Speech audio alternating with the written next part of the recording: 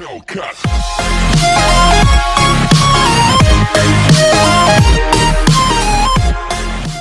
And welcome to Big Fights Fan. On this episode, we will be talking the Conor McGregor fight on UFC 257. Where to start? First off, we'll have a quick look back on Michael Chiesa versus on Michael Chiesa versus Neil Magny. Great fight. Michael Chiesa turned it into a scrambling, wrestling, grappling grind of a match and proved too much for Neil Magny. Not that Neil Magny, didn't perform well. I think Mike just performed better. So where does it go from here?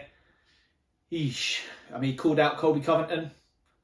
I think potentially Colby will be too fit and will outgrind even Mike Chiesa. So I think that's a bad call out.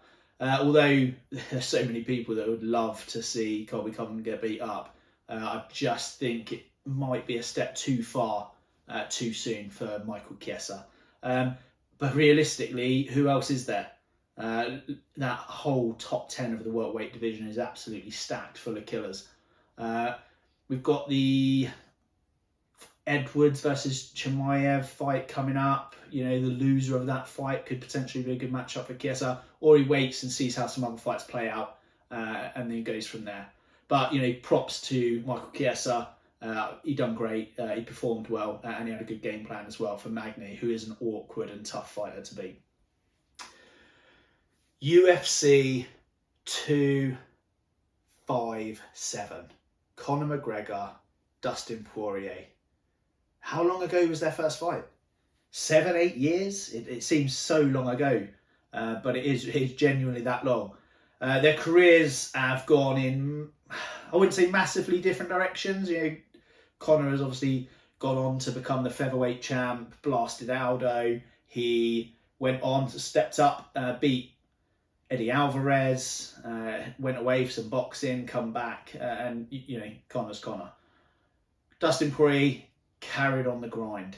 Okay, he grinded through some featherweight bouts. He grinded up to lightweight, where I think he has performed better and has better fights. He's quite a big dude, Poirier, so I think that the weight cut down to featherweight was just sapping that little bit too much out of him. I think at lightweight we really get to see the best of Dustin. Obviously won the interim belt, and unfortunately lost to Khabib pretty much the same way that Conor did. He got out wrestled and Khabib just Khabib'd him. So very different trajectories. They both had success, but very different outlooks and inlooks on the UFC. Dustin Poirier is a company man. He's doing some great good as well with his Fight for Good, his charity, which Conor's just donated $500,000 to. So props to Conor and his team on that as well. And props to anyone else that's been supporting that. I know a lot of fighters are donating their fight-worn gear, selling it, auctioning it off, and giving it to the good fight as well. So props to all the fighters that are doing that, and props to Dustin for, first off, heading that charity up, and secondly, for all the good work it's doing. So where do we start? Let's start at the beginning. Seems like a good a place as any. I've been on the DIY train today. As you can see, I'm already stacked into a few beers.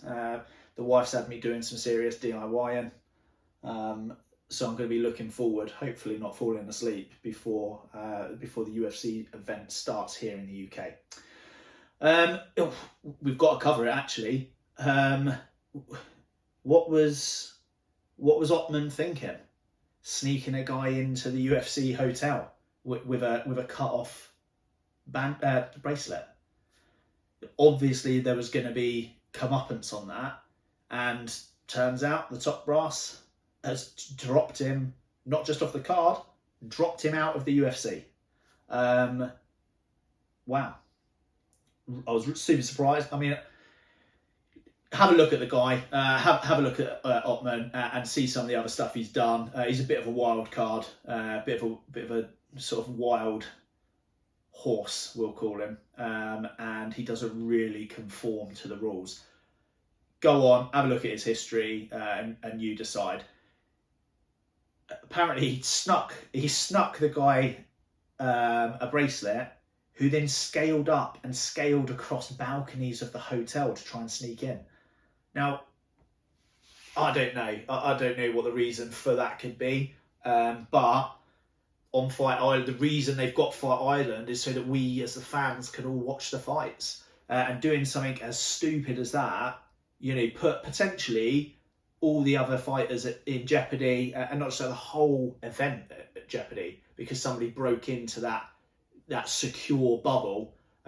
So there could have been really far-reaching consequences of that. So you can't really argue that he had the book thrown at him. And it's a shame. He's a good fighter. And now potentially we're not going to get to see him fight in the UFC because he can't be trusted to follow rules simple enough, i.e. don't have more than the amount of people you've got in, don't sneak people into the hotel. So I'm going to say he has learned his lesson, and he'll probably continue to learn his lesson for a long time from that. So moving on. I'm not going to cover every single fight tonight. There's a few fighters on there that I don't know a huge amount about. I have researched them. However, after I researched the fighters before, one, it was a long episode, and two, I didn't get that many of them correct, actually. Didn't have that much success as a whole. There were some good fights. I'll definitely give it that. There were some really good fights. But yeah, I didn't get too many right. I think I was more successful on the Holloway Qatar card than the Chiesa Magny card. Okay, what I'm saying is, don't follow my betting advice at all. A few of you, we were chatting while the fights were happening, and a few of you were sending me your updates and your bet slips. Props to you guys. Okay, I'm glad you made a load of money. Don't follow all of my tips on a massive accumulator because it's probably not going to work out well. Okay, I'm too much of a fan. I think with this more than I think with this. So you do you, I'll do me, and please don't follow my betting advice. Okay, let's start with the early prelims. Evloev versus Nick Lentz. As I said, there are fights before that, but I'm going to cover the Nick Lentz Evloev fight. Nick Lentz got some serious miles on him. He's a good test for young up-and-coming fighters. It's probably time for Nick Lentz to, if not to call it a day, then probably another organisation. However, that said, he's a good test for up-and-coming young fighters. And in Movsar Evloev, he has found that. Between now and the fights, please go online and have a look at Movsar Evloev and see some of his highlights. Okay, it's going to be a wild fight. Okay, he's going to come to swing. He's a big hitter, and he's going to shock some people. And I think he's going to run through Nick Lentz. Okay, you heard it here first. Moving up, you've got Khalil Roundtree versus Prachnio. Khalil Roundtree, man. I'm a fan of him. Okay, I was a fan ever since I heard the crazy fact that his dad was the manager of Boys to Men. Bad news happening with that. Obviously, have a look online if you want to. There's a bit of history and a bit of a sad story behind that. But Khalil Roundtree. A few years ago, I wanted him released. He wasn't performing well. However, he then moved out to Tiger Muay Thai out in Thailand. Completely turned his game around and really come to bang. He's a tough dude. I think he will be too much for Prachnio. How's it going to end? I'm going to say someone's getting knocked out. That's a definite. Khalil Roundtree fights, and he is a man of the shield, i.e. he's either going out on his shield or he's sending someone out on their shield. His two losses recently have been to Ion Cutelabra, most recently. He had a win prior to that, and then before that he had fought.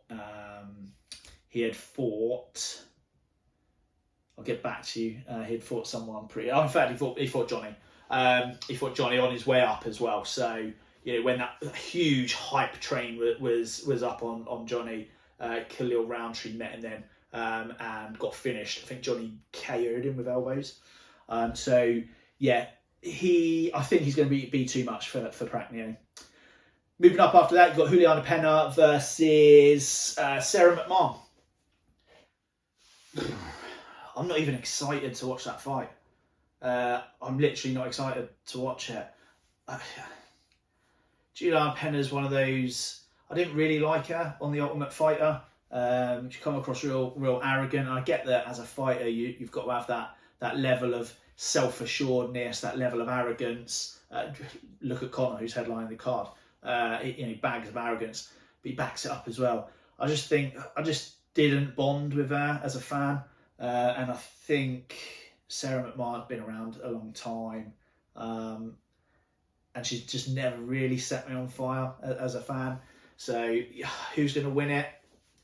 I don't really know. I'll pick Sarah McMahon to win it.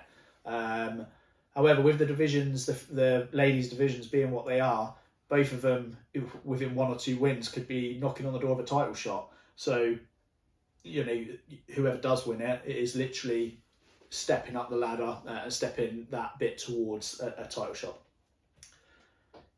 The next fight's a good fight. Carlos Antonio Jr. versus Brad Tavares. Now, how to break this fight down. For those of you who don't know, a lot of people will probably know who Brad Tavares is. He's got some real mileage on, been in the UFC a long time.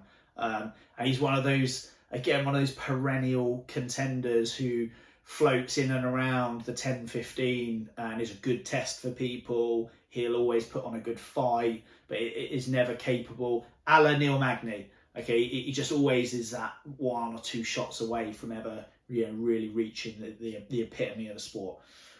Carlos Antonio Jr., obviously an elite Brazilian Jiu-Jitsu artist, world championships, gi and no gi. He's the real deal at Jiu-Jitsu, Brazilian Jiu-Jitsu.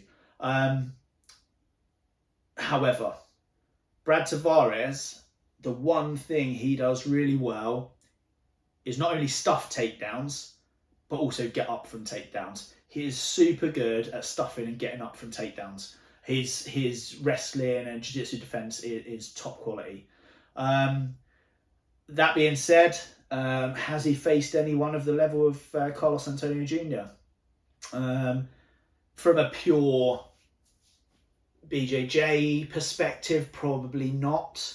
However, he's faced some really good chain wrestlers. I think... I don't know. I think that Tavares got too many miles on him. I think that his time, we're going to start seeing the decline, or he'll just stay where he is and prove me wrong. But I'm going to pick Carlos Antonio Jr. for this. I think if he can bully Brad Tavares up against the cage and negate his ability to stuff the takedown, I think he's in with a real chance of catching a limb or catching a neck and subbing Brad Tavares. Okay, so Antonio Carlos Jr. will sub Brad Tavares and get the win. Okay, let me have a look what we got up next. We have, Matt Frivola fighting a new opponent coming in, Armand Sarukian. Arman Sarukian. Okay, Arman Sarukian. Sorry, apologies. But yeah, Freddie stepping in and fighting him. I don't know much about Arman, so go on, have a look at some highlights. Matt Frivola, tough guy. He's never going to win a UFC gold, let's be honest, but he's a tough guy. He's a good fighter to watch, so, that could go either way. Next fight sees Amanda Ribas. In fact, before I jump into the next fighters, I've got to say it's a bit of a weak card. It's a bit of a weak main card for a Conor McGregor card. Now, I get that Michael Chandler and Dan Hooker is potentially title contention in the lightweight division, but we normally get more. We normally get, a Conor McGregor card. You're talking another champ on the card. You're talking another 1 or 2 title fights. Conor in a title fight. But this one is pretty weak. Jessica Eye and Joanne Calderwood are third up on the card. Yeah, I sort of get it, you know, with the title contention against Valentina, but not a great card. But it's got Conor McGregor on it. Okay, so people are going to buy it. I'm going to get it. I'm going to watch it. I'm going to watch the whole thing. But for the casual fan, I don't think they done the best on this one. I get that the whole coronavirus thing, 3 events in a week, it is hard to manage and hard to put on. So, you know, I'm not going to discredit them in any way. And I think your main event and your co-main event are going to be real good. So enough of a gripe from me. We'll move on. Rodriguez versus Ribas. Ribas been out for a little while. She's come back. Amanda Ribas is gonna beat Rodriguez. Okay, it's simple as that. Ribas is just gonna bully her. She's gonna sub her. It's gonna be a decision. Amanda Ribas is gonna win it. Okay, you heard it here first. Moving up, we'll talk about the Jessica Eye Joanne Calderwood fight. Everything in me wants to be a fan of JoJo Calderwood. Okay, I want to be a fan. She's from the UK. Instantly, that makes me want to follow her more. She just can't get that string of victories together. I felt really sorry for her last time out when she took that late fight. She took that late fight and ended up losing and then missing out on her shot to fight Shevchenko. So I feel really sorry for her for that. With Jessica Eye, she's just boring. She's just a boring fighter. Making best use of the fact that it's a fairly weak division, or weak is the wrong word. A fairly shallow division. Therefore, they need to keep a lot of fighters around who maybe are probably not on the level of a UFC top 15 fighter. But the shallow division means they can stay in and around there for a lot longer. This is one of those fights where I pick with my heart and I pick with my head. My heart is saying JoJo Calderwood. My head is saying Jessica Eye. And I'm going to go with my heart and say JoJo Calderwood gets the win against Jessica Eye. On the Stellas tonight as well, interestingly. And you know what they say? If you see a bald guy drinking some Stellas, you give that man some space. Dan Hooker versus Michael Chandler. Now, Dan Hooker's got loads of fans. We can all agree. All of those fighters coming over from Australia and New Zealand, yeah, they've got some real hardcore supporters, and I love that. I think it's great. Michael Chandler, he's one of those fighters that we've been talking about for years. We've been saying he is the best fighter in Bellator. He's propping up Bellator. He could be a champion. He beat Eddie Alvarez. Therefore, you know, he should come over and be the UFC lightweight champion. Yes, he did beat Alvarez. Yes, Alvarez also beat him. Go on and watch those fights, by the way. I think a lot of fans downplay Bellator, but they have got some great fighters and they do put on some great fights. There's going to be some episodes coming up actually about some top contenders from Bellator. And I think you'll be surprised some of the names, and then when you go on and check out their highlight reels, there's some real top quality grapplers, strikers, you know, whole mixed martial artists, like the Friere brothers. Obviously, Patricio Fier is the better one, who has recently got a win over Michael Chandler. So, is he elite in comparison to the UFC top 5, we'll say? By the top 5, I'm saying Conor, Dustin, Tony McGregor, Justin Gaethje, Rafael dos Anjos, Dan Hooker, Charles Oliveira. That's 7 in the top 5, just straight off the top. Khabib, if he doesn't come back, if he does come back, I don't think he's coming back, but you know, that's 8 in my top 5. The lightweight division is stacked. What can Chandler do well? Well, Chandler has got really good chain wrestling. By that I mean he can chain his strikes with his wrestling, with his pushing you up against the cage. He'll just chain up against the cage, get the underhooks in, switch level, go for the takedown, underhooks. Yeah, he's fit, he's strong, and I think that's probably how he beat most of the guys he beat. His losses, he's got losses against Eddie Alvarez, Patrice Freire, Will Brooks. Will Brooks, I'm surprised he didn't do better in the UFC, to be honest, because I thought he was real good.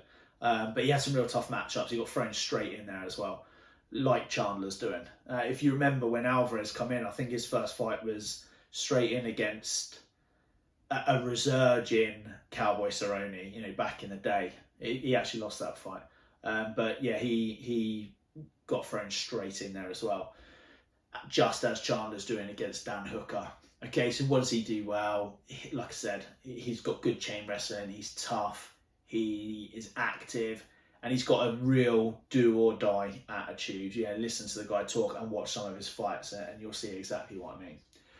Dan Hooker then, he's got good stand-up. Everyone knows that. His wrestling hasn't really been tested. However, we all, are constantly saying, but the Australian fighters, the New Zealand fighters, they haven't really been tested on the ground, or they haven't got good ground games.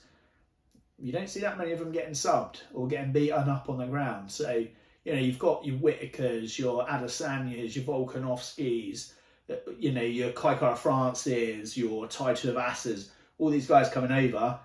You don't really see them wrestling that much, but you also don't see them getting dominated in the wrestling department. So they've got to be doing something well.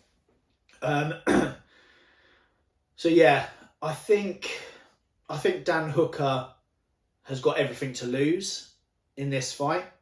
I think that if he takes the loss, he's going to take a big fall from grace, and he's going to potentially drop way out, out to sort of 9-10 in the lightweight division, because it's that stacked and it's that competitive. I think if Chandler wins, he is knocking straight on the door for that title fight, potentially against the winner of the Dustin versus Conor fight. Remembering that you've also got Oliveira, Gaethje, and Rafael Dos Anjos. People forgetting that he's dropped that down to lightweight. Dos Anjos is there, and he's a real competitor as well. But I'm picking... Do you know what? I'm going to go... It's a 3-round fight. I think this is different if it's a 5-round fight, by the way. I think on a 3-round fight, Michael Chandler is going to chain his wrestling together, and I think he's going to get a fairly boring decision win over Dan Hooker. I've said it. That's what I think is going to happen. Okay? Don't jump down my neck, Dan Hooker fans. I think Dan Hooker's got every chance to win. He's got crisp boxing, crisp stand-up game as a whole. I think if he utilises the low kicks, the leg kicks early, maybe goes to the body a little bit, he'll take some of the wind out of Chandler, and then potentially dominate late in the second and the third. But you've got to have the right game plan to fight Chandler, because he's going to impose his will onto Dan Hooker. And I think that the hype is pretty real. I think that he is a good fighter. I don't think he was the best fighter in Bellator. I think that title's owned by Patrice Freire, Pitbull, one of the Pitbull brothers. Again, if you haven't seen, go on and have a look at both of the Freire brothers. But Patrice is the better one. Moving on, Conor McGregor versus Dustin Poirier. Has anyone else found it weird how nice Conor's been? I'm just not used to it. I was expecting the full... Listen, I was expecting him to rent out the spare room in Dustin Poirier's mind. He was playing that many mind games with him. Hey, maybe this whole nice guy is the game. I don't know. But, giving $500,000 to Dustin's charity, doing the whole gift exchange with the hot sauce and the proper 12, the handshakes, the Mr. Nice Guy, the respect. It just doesn't seem like Conor. Hey, maybe being a dad and he's got another kid away, maybe that's made him grow up a little bit. Maybe he knows what he knows. People are talking about this is not Dad McGregor. This is switched on. This is fired up McGregor. This is trained McGregor. I don't know all about that. Listen to some of Dana's interviews, and he'll tell you that he knows that this is the Conor that's come to fight, and this is the Conor that means business, and that's the Conor that we like to watch. I'm not going to say that he is just going to light Dustin up and finish him in 90 seconds like what happened in their fight all them years ago, 7-8 years ago. Because I think Dustin's got a lot better. I think he's a better fighter when he doesn't make that big weight cut. I think his boxing has definitely sharpened up. He's got that sort of quite unorthodox. It's not really the shoulder game, but it's not really the Philly shell. He's got a good jab. He showed that in the Dan Hooker and a little bit in the Gaethje fight as well. So he shows that he's progressed with his stand-up game. What I'm worried about from a Dustin perspective is he goes out there to prove a point against Conor and just jumps in and leads in. And you've watched Dustin fight. He is a head first, straightforward type of fighter. And even when he's coming backwards, he goes straight backwards as well. He doesn't use the angles particularly well. He did a little bit in the Holloway fight, but he's not known, especially when he's being pressured, to use the angles well. So, and I'm talking about going backwards. So he goes straight backwards. My worry is he'll worry about Conor McGregor blasting him with that left hand, and he'll try and fight in explosive bursts when he feels in control. And his game plan will be to fight in a burst and then defend and cover up. And I think that's the wrong mentality to fight against Conor. I think if you fight Conor, you go to the body early. You potentially try. You've got to get on the front foot and put him on the back foot. You can't let Conor dictate his will and his pace on you, because then he knows how to fight 5 rounds at his own pace. You've got to put him at your game plan, at your pace. I think Dustin's best move to win this fight is to be on the front foot, put pressure on Conor, try and get him up against the cage and go to the body early. Once he's up against the cage, I mean, he can go for the takedowns, but Conor is good at stopping the takedowns, and he's also good at standing up from takedowns. I think that Dustin's best bet is to win it in the clinch. Okay, a bit of dirty boxing, like we saw when he fought Gaethje a little bit, Alvarez a little bit. That sort of half collar and just dirty box and potentially go to the body as well. I think that is Dustin's best way to win this fight. How does Conor win this fight? He just does Conor. He waits and he uses that pinpoint accuracy of that left hand. He's got some great kicks as well. He's got that oblique kick, which I hate, by the way. But he asserts his will on Dustin, potentially makes Dustin make a mistake, and then he'll capitalise on that mistake. And for me, I think that he's not going to run through Dustin. He is going to beat Dustin. And I think he does that. I think he asserts his will in the first round and he finishes Dustin in the second. Okay, so yeah, I'm saying a Conor McGregor win in the first or the second round. Hey, I could be wrong, but that is my picks. It's been a busy week. It's been a busy week of fights. We've seen probably the best Holloway we've ever seen, probably barring that Brian Ortega fight. Holloway has been on absolute fire. Oh, he was on absolute fire against Qatar. We saw Chiesa probably getting up there towards a title shot with another win, if he can win impressively against the right person. We've seen the resurgent Carlos Condit beat Matt Brown, and I don't think that it was a controversy at all. We've seen Ponzinibbio get starched by Li Jingliang, who I really like, and I'm going to be keeping a real close eye on. We've seen Joaquin Buckley live by the head kick, die by the head kick, man. What can you say? We've seen some great fights over this week, and I'm so glad that first off, the previous two cards this week were on early time, so I could watch them, during the afternoon and the early evening. I'm staying up for this fight as well, for this card, even though it's catered more towards the American fans. But it's a card I want to watch. Okay, I have slated it a little bit, saying that it's a weak event. It's a weak card, sorry, but there's going to be good fights. There's always good fights on every card. Doesn't matter if it's a free fight night card. There's always good fights on there, and I always stay up and watch them. But yeah, it's been a real busy week, a real good week. Apologies for the late episodes. However, life gets in the way. I've been on some work courses, and the wife keeps getting me to do blooming DIY tasks. But eventually they will end, and she'll just leave me alone in my studio to just film and record to my heart's content for you guys. Please like and comment below. Give it a share. Give it a share out if you think that I'm right and you like the channel, you like the video, or if you don't like it, comment on it anyway. And tell me what you don't like or why you think I'm wrong. And I guarantee you I will get back to you and I will interact on any platform. So that's Facebook, Big Fights Fan, Instagram @Big Fights Fan.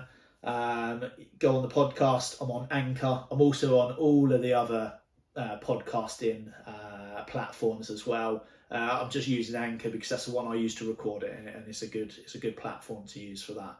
But I'm on Spotify, Apple, Google, Breaker, Pocket Cast, all of them. So yeah, go on there and have a look. Big Fights Fan. Look for the big purple gorilla. Okay, unlike the pink gorilla right here.